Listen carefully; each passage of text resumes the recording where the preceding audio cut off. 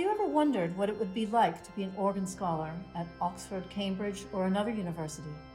What is an organ scholar, and what do they do?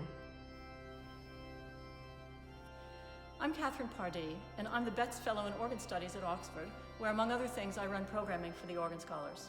I'll be speaking with some of them today and looking around some of the colleges, so I hope we'll be able to give you a sense of this world.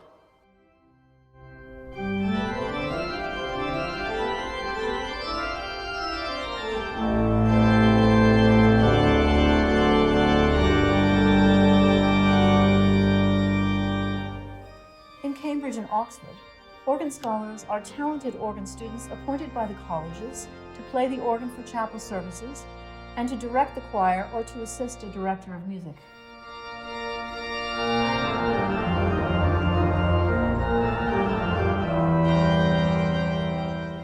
Usually organ scholars are undergraduates, though occasionally opportunities for postgraduate students arise.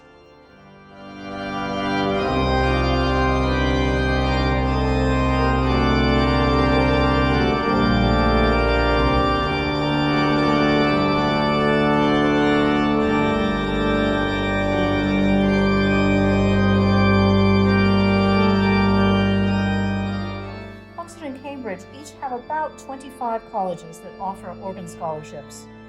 Most colleges aim to have 2 organ scholars on board at the same time, a junior and a senior. So there are about 50 organ scholars in each university.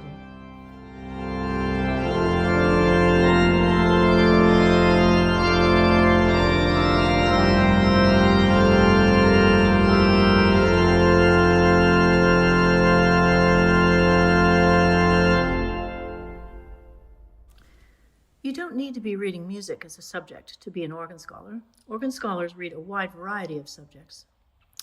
The important thing to remember is that each college is very different. Some have only 1 service a week, and the organ scholars run the whole show.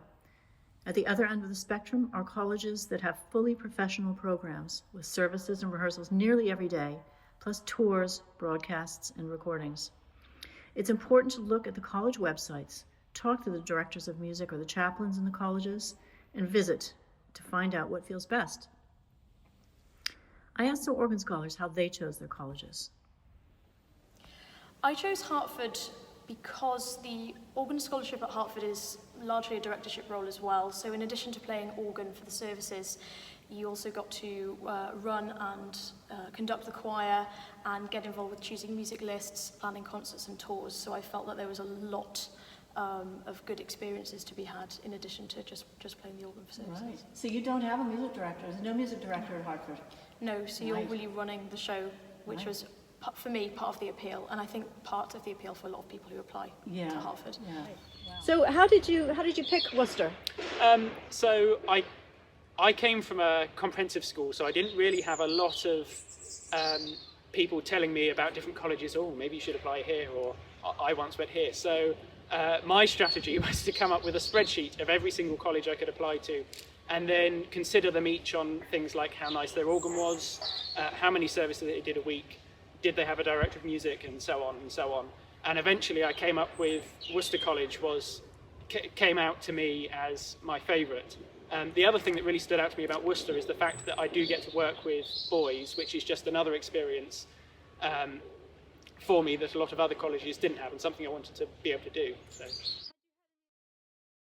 I chose Christchurch because of the intensity and opportunities that it offers, because I want to be an organist, or at least a professional musician. So yeah, I mean, it's not disappointed in terms of the opportunities it's given me, the regularity of playing and the fast turnover of so much repertoire. Just boosts your skills so quickly. Also the teaching aspect, because I teach the choristers every morning, and that's a very useful skill to have, especially in the organ world, with conducting as well, to learn how to work with children, being very useful.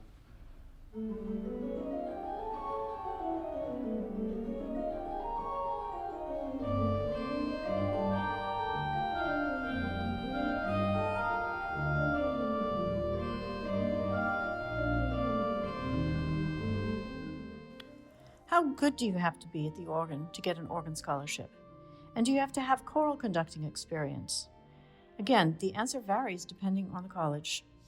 I've been playing the piano since I was maybe 8, and then picked up the organ when I was maybe 14.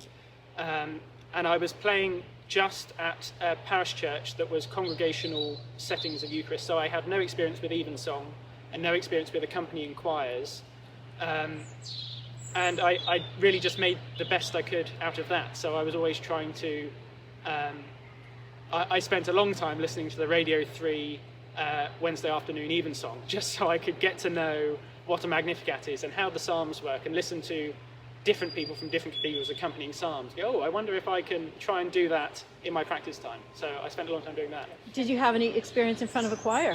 I made my own experiences, so there was no school choir, but I got together some friends when I was in sixth form, and I put together a vocal octet, and we sung through sacred and secular music, just for me to be able to get some experience conducting, really. Wow. To do that. Did you have any choral experience, for example?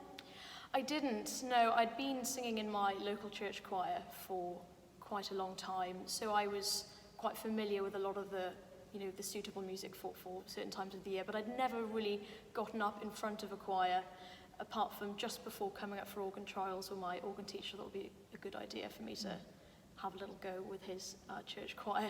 Right. But yeah, no real choral experience to speak of, so it was a lot of learning on the job and learning from my senior and others around me as well. Right. So how did you prepare for an organ scholarship if you didn't have choral experience in your school and so on? So I had organ lessons since I was 13, and I had those quite regularly for the last couple of years prior to applying. And my organ teacher was fantastic and made sure I was really well prepared. He'd sent a few organists up to Oxford and Cambridge to be organ scholars before, so he knew what was required and knew how to help me prepare well. So yeah, he was a really, really fantastic teacher to have. That's really important. So there's a parish church you really came up in? Yeah, parish church all the way through. Excellent, so, yeah. Excellent. So I'd actually only been playing organ for just over a year when I got my organ scholarship. I applied for deferred entry, so I had the intention of taking a gap year organ scholarship. So I guess they took that into account.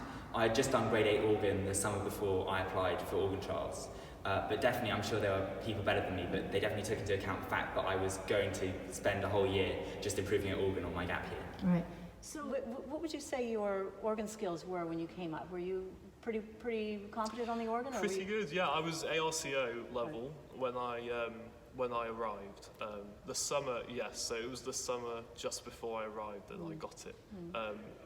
It is important to have good keyboard skills because it saves you a lot of time. So transposition, sight reading, they're the main two. Score reading you will need to do a little bit of, but not as much as the main two, sight reading and transposition.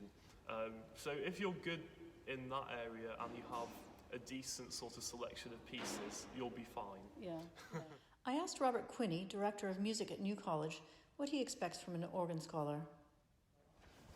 Well, the main thing, I think, for any organ scholar is that they should be keen to learn and really commit to their studies as an organist and in all the other things that they'll be doing while they're here or in another place that offers organ awards.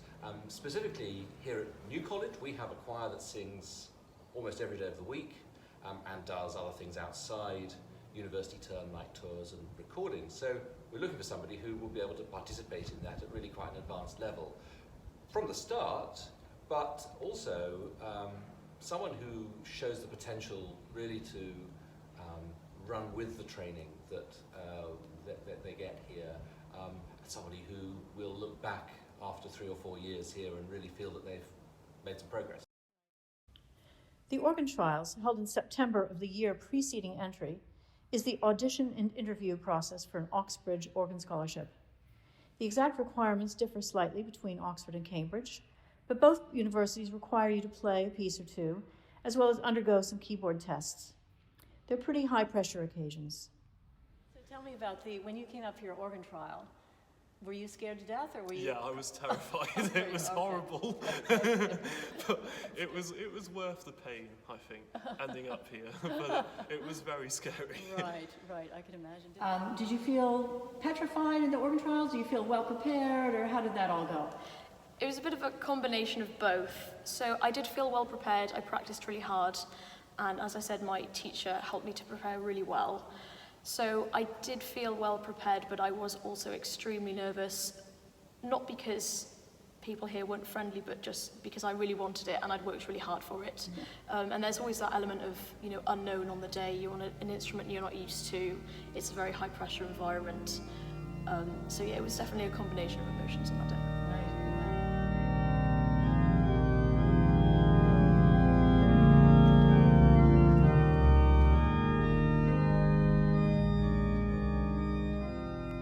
What's a day in the life of an organ scholar like? As you might imagine, it differs depending on the college. So I like to do my practice in the morning. I thought it was a really nice way to start the day, and it always made sure that you had carved out time for your practice no matter what else happened in that day. In the morning, also, I'd like to take care of some of the administrative elements. As I say, at Hertford you are running the choir as well, which entails quite a lot of admin, so I'd like to do a bit of that in the morning as well. Then the day really would be, I guess, much similar to any other student doing academic work. Again, I might do a little bit of admin at lunch. Then towards the evening, prior to a rehearsal, I'd make sure I'd planned that rehearsal, doing so in collaboration with the other organ scholar, because we would usually share the conducting and playing, so we'd make sure that was planned. We'd go to rehearsal, and if it were a Sunday or a Thursday, there'd be a service to follow as well.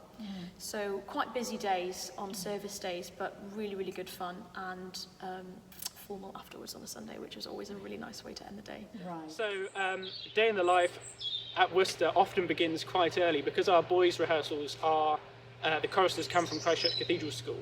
And so one of the first things we'll often do is head down to the school and rehearse them for maybe half an hour from 8 till 7:30, and that'll be the start of the day. Then, apart from that, we'll set about our usual day of degree work, lectures and so on. And then 4 services a week, we'll come back to the chapel at maybe 4:35 and start our rehearsal.